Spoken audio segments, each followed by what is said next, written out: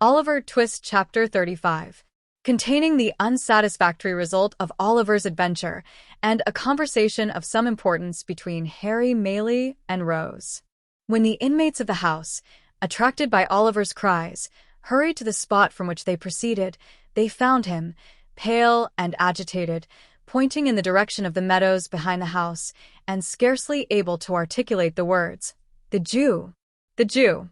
Mr. Giles was at a loss to comprehend what this outcry meant, but Harry Maylie, whose perceptions were something quicker, and who had heard Oliver's history from his mother, understood it at once. "What direction did he take?" he asked, catching up a heavy stick which was standing in a corner. "That," replied Oliver, pointing out the course the man had taken. "I missed them in an instant." "Then they are in the ditch," said Harry. "Follow, and keep as near me as you can." So saying, he sprang over the hedge and darted off with a speed which rendered it matter of exceeding difficulty for the others to keep near him. Giles followed as well as he could, and Oliver followed too, and in the course of a minute or two, Mr. Losberne, who had been out walking and just then returned, tumbled over the hedge after them, and picking himself up with more agility than he could have been supposed to possess, struck into the same course at no contemptible speed, shouting all the while, most prodigiously, to know what was the matter. On they all went, nor stopped they once to breathe, until the leader, striking off into an angle of the field indicated by Oliver, began to search, narrowly, the ditch and hedge adjoining, which afforded time for the remainder of the party to come up, and for Oliver to communicate to Mr. Losberne the circumstances that had led to so vigorous a pursuit. The search was all in vain. There were not even the traces of recent footsteps to be seen. They stood now, on the summit of a little hill, commanding the open fields in every direction for 3 or 4 miles. There was the village in the hollow on the left, but in order to gain that, after pursuing the track Oliver had pointed out, the men must have made a circuit of open ground, which it was impossible they could have accomplished in so short a time. A thick wood skirted the meadowland in another direction, but they could not have gained that covert for the same reason. "It must have been a dream, Oliver," said Harry Maylie. "Oh, no, indeed, sir," replied Oliver, shuddering at the very recollection of the old wretch's countenance. "I saw him too plainly for that.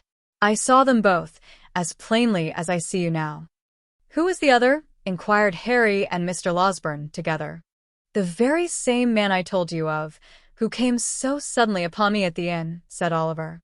"We had our eyes fixed full upon each other, and I could swear to him." "They took this way?" demanded Harry. "Are you sure?" "As I am that the men were at the window," replied Oliver, pointing down as he spoke, to the hedge which divided the cottage garden from the meadow. The tall man leaped over, just there, and the Jew, running a few paces to the right, crept through that gap.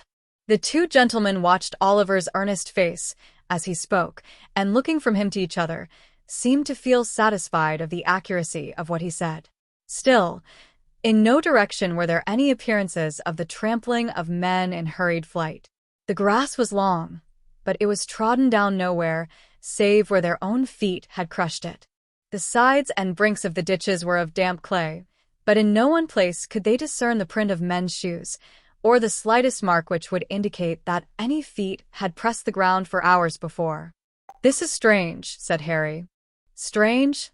echoed the doctor. Blathers and Duff themselves could make nothing of it. Notwithstanding the evidently useless nature of their search, they did not desist until the coming on of night rendered its further prosecution hopeless, and even then they gave it up with reluctance. Giles was dispatched to the different alehouses in the village, furnished with the best description Oliver could give of the appearance and dress of the strangers. Of these, the Jew was, at all events, sufficiently remarkable to be remembered, supposing he had been seen drinking or loitering about, but Giles returned without any intelligence calculated to dispel or lessen the mystery. On the next day, fresh search was made, and the inquiries renewed, but with no better success. On the day following, Oliver and Mr. Maylie repaired to the market town, in the hope of seeing or hearing something of the men there, but this effort was equally fruitless. After a few days, the affair began to be forgotten, as most affairs are, when wonder, having no fresh food to support it, dies away of itself. Meanwhile, Rose was rapidly recovering. She had left her room, was able to go out, and mixing once more with the family, carried joy into the hearts of all. But, although this happy change had a visible effect on the little circle, and although cheerful voices and merry laughter were once more heard in the cottage, there was at times an unwanted restraint upon some there, even upon Rose herself, which Oliver could not fail to remark. Mrs. Maylie and her son were often closeted together for a long time, and more than once Rose appeared with traces of tears upon her face. After Mr. Losberne had fixed a day for his departure to Chertsey, these symptoms increased, and it became evident that something was in progress which affected the peace of the young lady and of somebody else besides. At length, one morning, when Rose was alone in the breakfast parlour, Harry Maylie entered, and, with some hesitation, begged permission to speak with her for a few moments. A very few, will suffice, Rose," said the young man, drawing his chair towards her. "What I shall have to say has already presented itself to your mind. The most cherished hopes of my heart are not unknown to you, though from my lips you have not heard them stated." Rose had been very pale from the moment of his entrance, but that might have been the effect of her recent illness. She merely bowed, and bending over some plants that stood near, waited in silence for him to proceed. I ought to have left here before," said Harry. "You should indeed," replied Rose. "Forgive me for saying so, but I wish you had." "I was brought here by the most dreadful and agonizing of all apprehensions," said the young man, "the fear of losing the one dear being on whom my every wish and hope are fixed. You had been dying, trembling between earth and heaven. We know that when the young, the beautiful, and good are visited with sickness, their pure spirits insensibly turn towards their bright home of lasting rest. We know, heaven help us, that the best and fairest of our kind too often fade in blooming." There were tears in the eyes of the gentle girl as these words were spoken, and when one fell upon the flower over which she bent, and glistened brightly in its cup, making it more beautiful, it seemed as though the outpouring of her fresh young heart claimed kindred naturally with the loveliest things in nature. "A creature," continued the young man, passionately, "a creature as fair and innocent of guile as one of God's own angels, fluttered between life and death. Oh! Who could hope, when the distant world to which she was akin, half opened to her view, that she would return to the sorrow and calamity of this? Rose, Rose, to know that you were passing away like some soft shadow, which a light from above casts upon the earth, to have no hope that you would be spared to those who linger here, hardly to know a reason why you should be, to feel that you belong to that bright sphere whither so many of the fairest and the best have winged their early flight, and yet to pray, amid all these consolations, that you might be restored to those who loved you. These were distractions almost too great to bear. They were mine, by day and night, and with them came such a rushing torrent of fears and apprehensions and selfish regrets, lest you should die, and never know how devotedly I loved you, as almost bore down sense and reason in its course. You recovered. Day by day, and almost hour by hour, some drop of health came back, and mingling with the spent and feeble stream of life which circulated languidly within you, swelled it again to a high and rushing tide. I have watched you change almost from death to life, with eyes that turned blind with their eagerness and deep affection. Do not tell me that you wish I had lost this, for it has softened my heart to all mankind. I did not mean that, said Rose, weeping. I only wish you had left here, that you might have turned to high and noble pursuits again, to pursuits well worthy of you. There is no pursuit more worthy of me, more worthy of the highest nature that exists, than the struggle to win such a heart as yours, said the young man, taking her hand. Rose, my own dear Rose, for years, I have loved you, hoping to win my way to fame and then come proudly home and tell you it had been pursued only for you to share, thinking, in my daydreams, how I would remind you, in that happy moment, of the many silent tokens I had given of a boy's attachment and claim your hand, as in redemption of some old mute contract that had been sealed between us. That time has not arrived, but here, with not fame won and no young vision realized, I offer you the heart so long your own, and stake my all upon the words with which you greet the offer. Your behavior has ever been kind and noble, said Rose, mastering the emotions by which she was agitated. As you believe that I am not insensible or ungrateful, so hear my answer. It is, that I may endeavor to deserve you. It is, dear Rose? It is, replied Rose, that you must endeavor to forget me, not as your old and dearly attached companion, for that would wound me deeply, but as the object of your love. Look into the world. Think how many hearts you would be proud to gain. Are there? Confide some other passion to me, if you will. I will be the truest, warmest, and most faithful friend you have. There was a pause, during which Rose, who had covered her face with one hand, gave free vent to her tears. Harry still retained the other. "And your reasons, Rose," he said at length in a low voice. "Your reasons for this decision?" "You have a right to know them," rejoined Rose. "You can say nothing to alter my resolution. It is a duty that I must perform. I owe it, alike to others and to myself." "To yourself?" "Yes, Harry. I owe it to myself, that I, a friendless, portionless girl, with a blight upon my name, should not give your friends reason to suspect that I had sordidly yielded to your first passion and fastened myself, a clog, on all your hopes and projects. I owe it to you and yours, to prevent you from opposing, in the warmth of your generous nature, this great obstacle to your progress in the world."